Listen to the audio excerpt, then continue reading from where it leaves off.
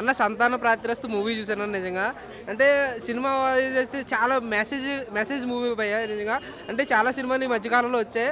కానీ మెసేజ్ ఉన్న సినిమాలు అక్కడక్కడ వస్తుంటాయి భయ్యా నిజంగా.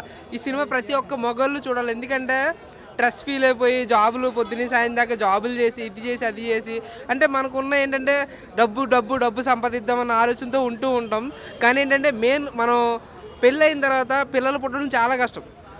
పిల్లలు అనేది అంటే మన సెక్స్ విజువల్ చాలా స్ట్రాంగ్ ఉండాలి. సో సంతానం అనేది లేకపోతే జనాలు చాలా చిరాకు మన కట్టుకున్న పిల్లమే మనల్ని చిరాకుగా చూస్తుంది. సో ప్రతి ఒక్కరు కూడా ఈ సినిమా ఖచ్చితంగా చూడాలి. అబ్బాయిలు అయితే ఖచ్చితంగా చూడాలి. ఎందుకంటే చాలా మెసేజ్ ఉన్న సినిమా భయ్యా నిజంగా. అంటే మగవాళ్ళు ఖచ్చితంగా చూడాలి.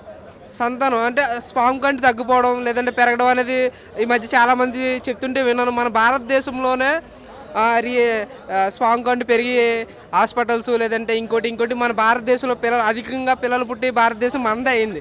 ఎందుకంటే అంటే ఇప్పుడు మళ్ళీ స్పామ్ కౌంట్ తగ్గిపోవడం నిజంగా సినిమా అయితే చాలా అంటే చాలా బాగుంది భయ్య. ఇప్పుడున్న జనరేషన్లో ప్రతి ఒక్కరు చూడాలి. ఎందుకంటే పోషకాహారం లేకుండా లేదంటే ఏది పడితే తినేసి సిగరెట్లు కాల్చేసి మందు తాగేసి పెళ్ళికి ముందు ఇవన్నీ చేయడం వల్ల వాళ్ళు సంతానం లేకుండా పెళ్ళి అయిన తర్వాత చాలా ప్రాబ్లమ్స్ పడుతూ ఉంటారు.